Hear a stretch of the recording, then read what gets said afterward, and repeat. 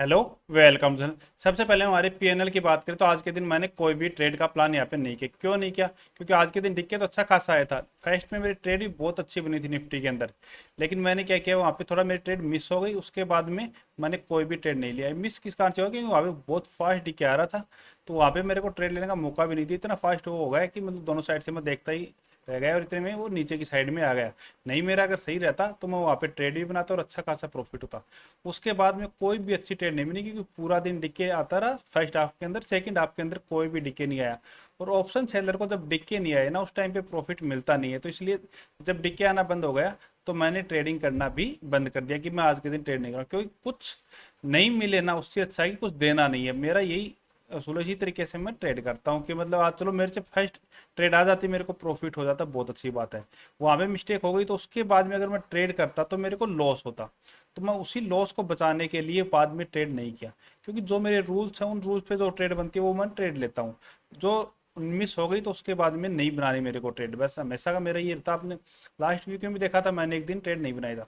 अगर आपको ये लग रहा हो कि मतलब दूसरा अकाउंट होगा उसमें कहीं पे ट्रेड लिया और लॉस हो गया होगा, तो चलो मैं वो अभी आपको यहाँ पे आप देखोगे तो यही मेरा मेन अकाउंट है। जिन्होंने भी देखा होगा तो इसी अकाउंट में मैं ट्रेड करता हूँ। पूरा पोर्टफोलियो को मैंने यहाँ पे प्लेस कर रखा है, ये लगभग मेरा प्रॉफिट है। तो इसी अकाउंट में मैं ट्रेड करता हूँ, कोई दूसरा अकाउंट मेरे पास नहीं है। इसी अकाउंट से ट्रेड भी करता हूँ और दोनों चीज़ें बनाता हूँ। तो यहाँ पे नहीं बनी, यहाँ पे आप देखोगे ऑर्डर विंडो भी मेरी कंप्लीट एम्प्टी है। तो ये नहीं है कि मतलब मैं दिखा कुछ और रहा हूँ कर कुछ और रहा हूँ, ऐसा कुछ नहीं। आप पहले के वीडियो में भी देखोगे तो आप यहाँ पे जाके आप आईडी को भी चाहे सेम यहाँ पे मैच कर लेना कि आईडी सेम आ रही है फिर अलग अलग आ रही है। तो यहाँ पे आप आईडी भी आपको मिल जाएगी, सभी वीडियो में सेम आईडी पे मेरी ट्रेडिंग मिलेगी आपको। अभी नहीं, लास्ट के 3 साल के भी वीडियो देखोगे ना आप, वहाँ पे भी आपको सेम मिलेगा कि मतलब एक ही आईडी से मैंने हमेशा ट्रेड किया है।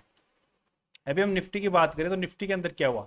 निफ्टी आज के दिन फर्स्ट कैंडल के अंदर अच्छी खासी सेलिंग आई। उसके बाद में बिल्कुल कोई खास मूवमेंट नहीं आया। यहाँ से आप तक देखोगे आप, ये 70-80 पॉइंट का मूवमेंट था, ठीक है। उसके बाद में वापस से रेंज के अंदर फंस गया। मतलब बायर को आज के दिन कहीं भी पैसा नहीं दिया। जिस जो भी बायर है उन्होंने कहीं भी पैसा नहीं कमाया होगा। कुछ कमाया भी होगा तो कुछ छोटा मोटा कमाया होगा, क्योंकि बहुत बड़ा प्रॉफिट आज के दिन नहीं दिया है। सेंसेक्स की एक्सपायरी थी, तो सेंसेक्स की एक्सपायरी में मैंने यही बताया था कि मूवमेंट नहीं आएगा। अगर रेंज बनाता है तो हमें स्ट्रेडल स्ट्रेंगल बनाना, तो वहाँ पे भी बिल्कुल रेंज के अंदर। हम आपको सेंसेक्स का चार्ट भी यहाँ पे दिखा देता हूँ एक बारी, जिससे आपको पता चल जाए कि सेंसेक्स के अंदर क्या हुआ था। जिन्होंने सेंसेक्स में एक्सपायरी के हिसाब से जो एनालिस्ट किया हमने उस पर ट्रेड किया हुआ, उन्हें अच्छा प्रॉफिट। मैंने यही देखो लाइन यहाँ पे ड्रॉ करके बताया था कि मतलब इसी के अंदर रहेगा। तो यहाँ पे थोड़ा नीचे आया फिर, लेकिन रहा उसी रेंज के अंदर। तो जिन्होंने भी इससे नीचे की, मैंने कॉल को बताया था कि इससे नीचे की सॉरी पुट को सेल करना, इससे ऊपर की हमें कॉल को सेल करना, बिल्कुल उसी रेंज के अंदर ये कंप्लीट डे रहा है। अच्छा प्रॉफिट यहाँ पे दिया। अभी तो हम निफ्टी के अंदर देख लेते हैं कल के दिन हम कैसे काम कर सकते हैं, क्योंकि ये तो गया। अभी हमें कल काम करना, तो कल के दिन हम देखते हैं काम कैसे कर सकते हैं कल के दिन। तो कल के दिन के लिए हमारे लिए सबसे बेस्ट ट्रेड कौन सी रहेगी? सबसे बेस्ट ट्रेड हमारी एक तो ये रहेगी, इससे ऊपर निकलता है। यहाँ पे एक स्विंग है, एक स्विंग यहाँ पे है, एक स्विंग यहाँ पे है, एक स्विंग यहाँ पे है। तो ये तो बहुत ऊपर स्विंग होगा, यहाँ तक का तो अपन वेट नहीं कर सकते। और ये 25,000 के राउंड लेवल के पास भी है। तो ये तो हमारे पास टारगेट हो सकता है कि 25,000 का हम टारगेट रखेंगे। तो हमें ट्रेड कहाँ पे बनानी है कि ये स्विंग हमारा ही है, तो इस स्विंग को ब्रेक करता ना, फर्स्ट स्विंग पे हम यहाँ पे ट्रेड नहीं बनाएंगे कॉल की साइड में। इस स्विंग को ब्रेक करेगा तब हम ट्रेड बनाएंगे। क्यों? क्योंकि कुछ के ऐसा हो सकता है यहाँ पे भी हो, तो कुछ ऑप्शन सेलर के ऐसा यहाँ पे भी हो। तो इससे ऊपर निकलेगा तो फिर फास्ट मूवमेंट हो सकता है। तो यहाँ से यहाँ तक हमें लगभग 100 पॉइंट का टारगेट मिल जाएगा। निफ्टी के अंदर 100 पॉइंट का हमें टारगेट मिल जाता है, तो वो बहुत है। इससे ज्यादा हमें टारगेट नहीं चाहिए। दूसरा, हम पुट की साइड में देखें फ्लैट ओपन होने के बाद में, तो अगर इस स्विंग को ब्रेक करता है ना, लास्ट जो डे लो है, डे लो को अगर ब्रेक करेगा ना, तो हम वहां पे पुट की बाइंग कर सकते हैं। इससे पहले में पुट की भी बाइंग नहीं करनी। ऐसा हम रखेंगे, इसका डे का जो आज की क्लोजिंग है उसका हमारा आज के दिन पुट की साइड में एसएल रहेगा। इस साइड में हम ट्रेड लेंगे, उसका 40 पॉइंट का हम एसएल रखेंगे। इससे बड़ा एसएल हम उस साइड में भी नहीं रखेंगे। इतना एसएल हमारे लिए बेस्ट है, इससे ज्यादा एसएल की हमें कोई भी आवश्यकता नहीं है। दूसरा, गैप डाउन ओपन हो जाता है। गैप डाउन अगर ओपन हो गया ना, तो फिर मार्केट के अंदर वापस से सेलिंग आने के ही पूरे पूरे चांसेस हैं। तो हमें क्या करना है, 10 बजे तक का वेट करना है कि 10 बजे तक हमें गैप डाउन की स्थिति में ट्रेड नहीं बनाना है।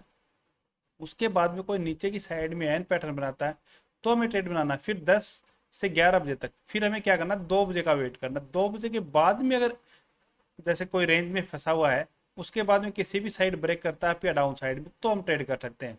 बीच के टाइम में हमें गैप डाउन की स्थिति में हमें ट्रेड नहीं करना। क्यों नहीं करना? क्योंकि वहां से हमें ट्रेड अच्छी मिलने के चांसेस बहुत ही कम रहेंगे, इसलिए उस टाइम को हमें थोड़ा अवॉइड करना है।